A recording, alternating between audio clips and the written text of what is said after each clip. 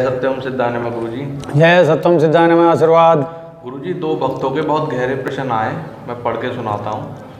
जय गुरुदेव। गुरुजी, मेरा एक प्रश्न है, मैं उसका आपसे उत्तर चाहता हूँ। गुरुजी, मेरा प्रश्न लड़का होने की दवाई को लेकर है, जो आज के समय में बहुत ही फल फूल रही है। गुरुजी, क्या कोई ऐसी दवाई है जो गर्भ में बच्चे के लिंग को बदल सकती है? यदि है तो ये कैसे काम करती है? उसकी ये बात तो चलो समझ आती है कि लिंग को बदला जा सकता है, परंतु गुरुजी, उस बच्चे में कर्म संस्कार कैसे बनते हैं?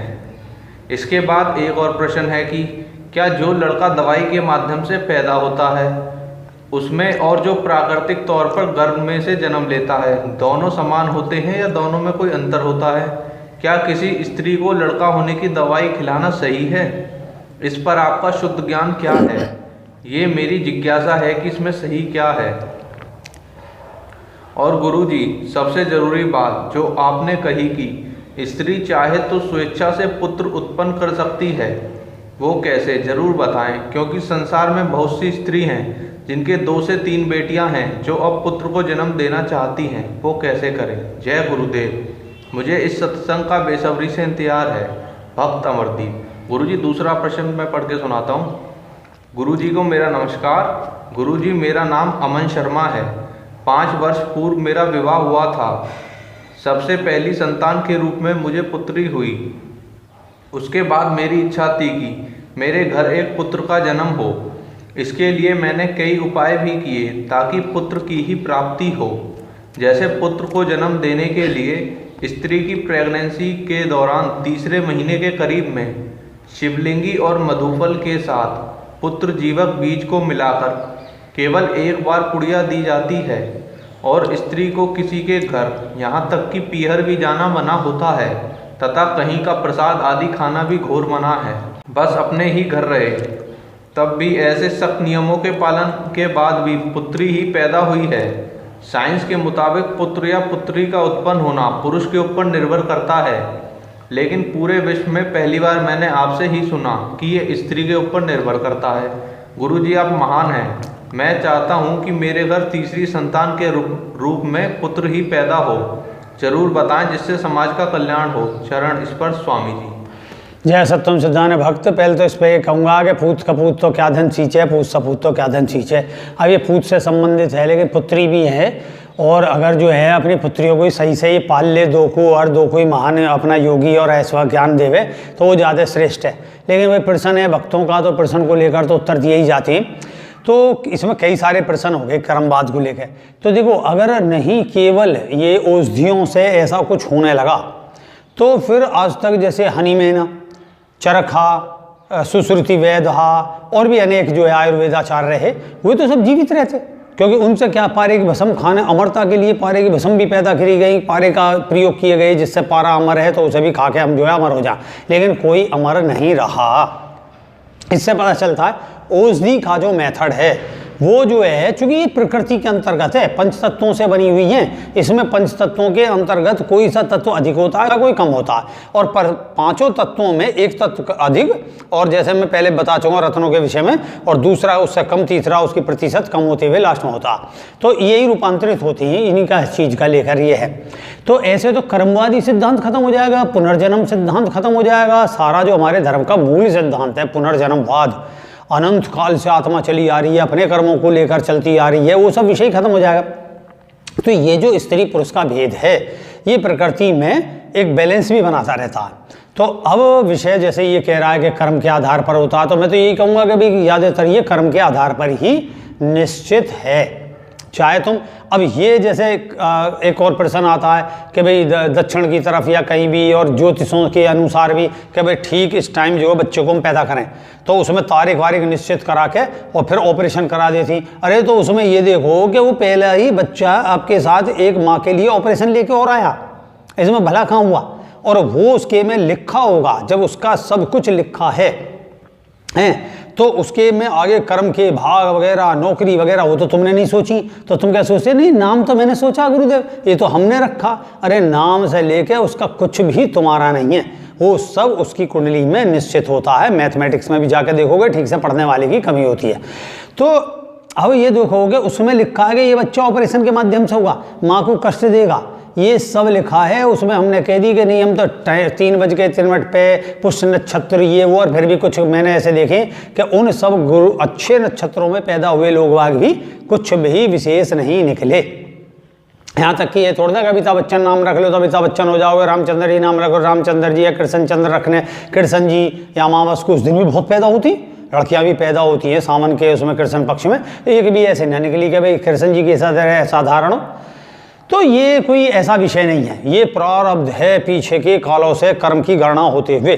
अब आता है आयुर्वेद का ये सिद्धांत कि ये औषधियाँ मिला के पंचतत्वों से निर्मित विभिन्न प्रकार के नामों की औषधियाँ मिला के, और इनको जो है स्त्री को जब तीसरा महीना चल रहा हो उसका दूसरा तीसरा जो भी इस तरीके से अनुपात है उनके रख के दे दिया जाए, और उसको फिर वो एक बार ही देती हैं दवाई, और दवाई एक बार देने के बाद में उनके विषय को बता दिया जाता, कहीं जाओगे नहीं, क्योंकि प्रसाद अगर किसी का खाया दुर्भावना से दिया गया है तो वो आपको उस टोटके को नष्ट कर देगा, या फिर किसी के घर जाके पता नहीं किस तरीके की दुर्भावना व्यक्त है, नज़र है, कोई चीज़ है, तो वो इसलिए उनको अपना पूरा विशेष ध्यान रखते हैं, तो वो नियम है उनके साथ में। लेकिन अब इसका खंडन किस तरीके से है? खंडन ये है कि जब स्त्री पुरुष ने अपना योग करा, रिलेशन करा, उस रिलेशन के टाइम पर ही स्त्री और पुरुष का बिंब, पुरुष मतलब स्त्री के बिंब ने पुरुष का बिंब ग्रहण कर लिया, जो भी एक ही ग्रहण करा, वो एक ग्रहण करा या दो ग्रहण करा वो तो वस्तु स्थिति के अनुसार है, और ग्रहण करने के उपरांत वो चीज़ ब्लॉक, अब वो डेवलपमेंट शुरू। अब 3 महीने में तो भाई वो पिंड बन चुका, अब उस पिंड में आप कोई भी दवाई डालोगे किसी भी प्रकार से तो बाहरी संरचना पे तो इफेक्ट डाल देगा, समझे कि भाई उसके शरीर में पुरुषत्व बल बढ़ गया, उसके अंदर जो है पुरुष के गुण बढ़ गए, उसके नैन नकश या उसके अंदर बालों की संख्या बढ़ जाएगी, पुरुष की तरीके से बाल दाढ़ी वगैरह ये सब उपज जाएंगी, चेस्ट की मात्रा बढ़ जाएगी, निपल्स की या कम हो जाएंगे, निपल्स बहुत कम हो जाएंगे, और इंद्री में भी इफेक्ट आ जाएगा, जिससे कुछ संभावनाएं हिजड़ा बनने की ओर प्रोग्रेसिव हो जाती है। अब ये विषय रहा, तो ये तो फेल है, मतलब हम कोई कसरत करते हैं तो कसरत से पहले हम ये क्या काम करते हैं, क्योंकि हमारी कसरत दैनिक दिनचर्या के अंतर्गत होती है, और प्रेगनेंसी तो भैया साल में 5 साल में जो भी है एक बार ही होती है, तो वो विषय। और फिर भी मैं बता रहा हूँ कि हम जो है स्टोराइड्स लेते हैं या कुछ भी तेल लगाएंगे या कोई चीज़ लगाएंगे तो हम पहले लगाएंगे अपने शरीर के वार्म अप करने के लिए, अपने शरीर में आलस को ख़त्म करने के लिए। तो ये सब विषय के बाद कसरत करेंगे, उसके बीच में भी लगा लेती हैं, लेकिन वो अगले दिन भी कार्य करेगा हमारा, फिर अगले दिन करेंगे, तो वो विषय अलग हो गया। तो ऐसे ही जो इस सिद्धांत के अनुसार तो ये आयुर्वेद का ये सिद्धांत या कोई भी इस तरीके से दे रहा है वो तो गलत है टोटल। अब कैसे बदल देगा ये बताओ? वो मतलब अगर वो जो है बिंब जो है पुरुष में कम है और पुरुष के अंतर्गत वो जो उसकी शुक्राणुओं की संख्या है वो कम है, और उसको कैसे डेवलप करेगा? केवल स्त्री पे थोप दो उस चीज़ को लेकर। हाँ, जो मेरा विषय है, जब हम रेही क्रिया योग करती हैं तो रेही क्रिया योग से अपने जो 9 चक्र हैं और पंच तत्व हैं वो तत्व संतुलित होते हैं, पूरी तरीके से संतुलित होकर फिर हम स्वर विज्ञान पर भी कंट्रोल हो जाता है। फिर उसमें हमारा एक संयम होता है कि अब हम संतति करेंगे, तो परिणाम क्या होगा? हम जब अब रिलेशन में आएंगे तो दोनों 50-50%, स्त्री अपने 50% रूप में पूर्ण है और मैं अपने 50% में पूर्ण हूँ, जो भी पुरुष है। तो पुरुष जब संयोग करेंगे तो उनका उद्देश्य क्या होता है? संतति करना। एक ये है, जब संतति करना उद्देश्य है तो उसमें मतलब पुरुष की प्रबल इच्छा स्त्री की प्रबल इच्छा से, इच्छा शक्ति के घटित होने से स्वर भी बदल जाएंगे।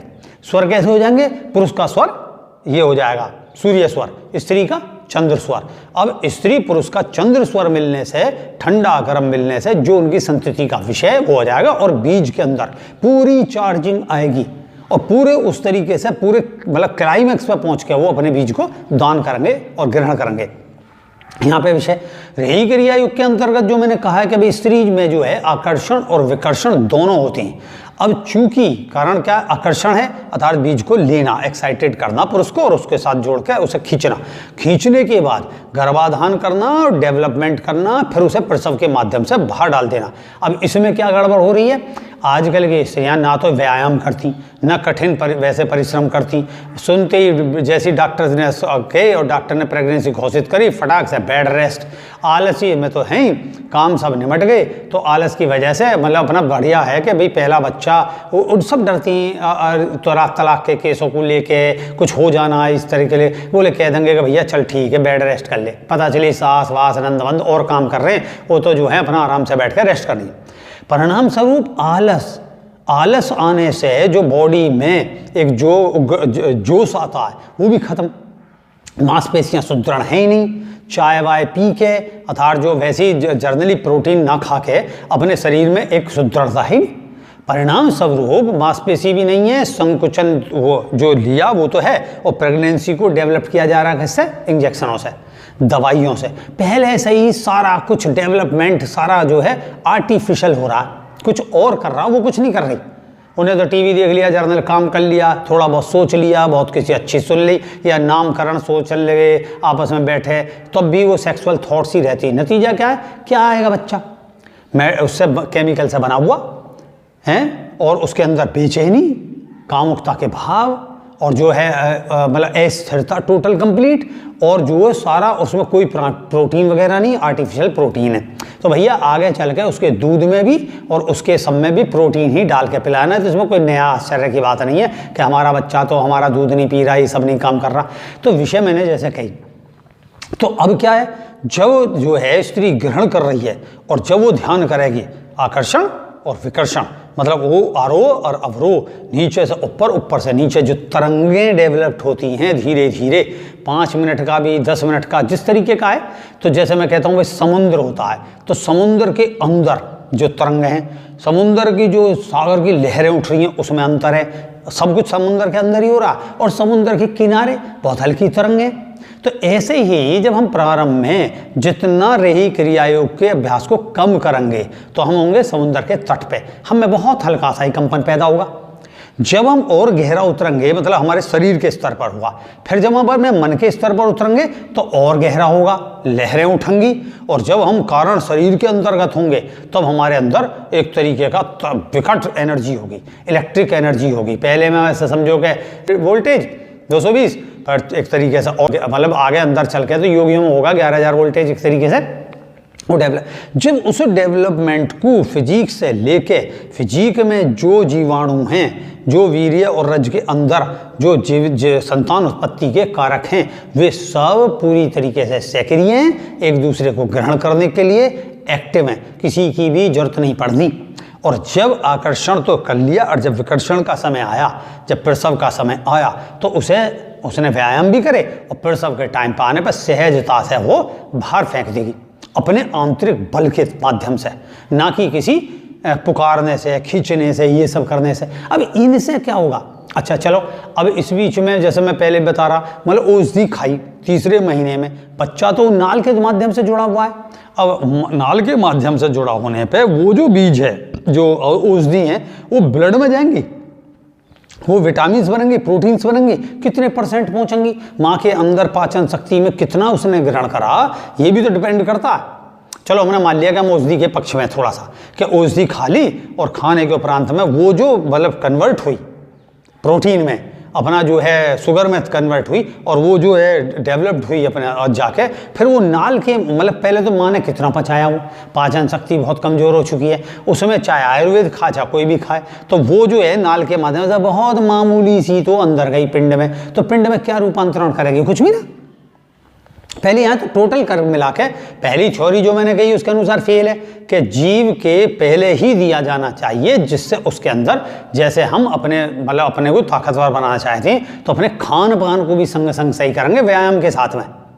तो ऐसी संतति है व्यायाम, और पहले हम करें खान पान, अपनी बॉडी को पता चलिए हमने जर्नल व्यायाम की जगह और बहुत हैवी व्यायाम शुरू कर दिए, मारे गए, इंजेक्शन भी ठुका लिए, हमारा शरीर इंजेक्शन झेलने लायक नहीं है, जो कैप्सूल है उनको झेलने लायक नहीं है, हैवी प्रोटीन्स को झेलने लायक नहीं है, हमको नुकसान पहुंच जाएगा। हम जब प्राकृतिक जो तत्व हैं, बादाम के ये सब चीज़ें, तो फल आहार इसे खाएंगे, धीरे धीरे हमारे अंदर आएगा, उसके साथ साथ कसरत को बढ़ाते चले जाओ।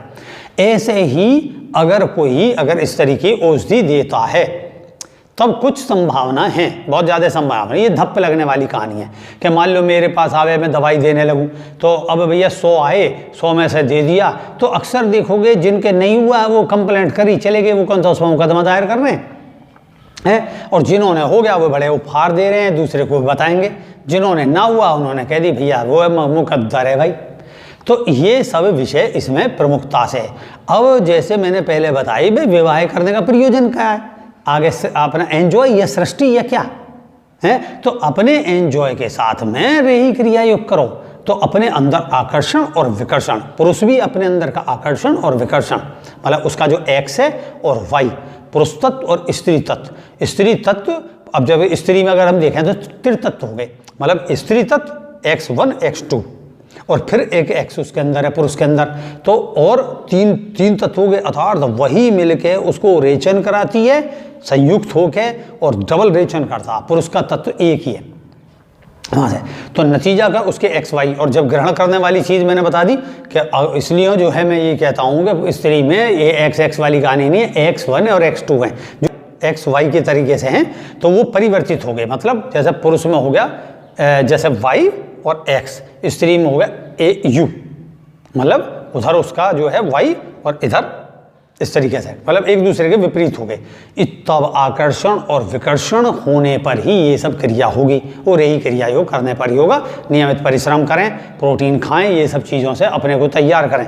जब तैयार करोगे, खासकर स्त्री वर्ग, मेरा ये कहना, अगर स्त्री नहीं करती तो पुरुष बहुत सामर्थ्यशाली होने पर ही, मतलब उसके मतलब जो उसके अंदर वीर्य में जो जीवाणु हैं और वो सब कितने प्रबल हैं अधिक संख्या में, तो इस पर निर्भर करता। उसमें भी स्त्री की जो है यहाँ आते रहते हैं कि भाई दो नाल में से एक बंद है, ये है वो है, दुनिया भर की समस्याएं, ये समस्या और होती हैं।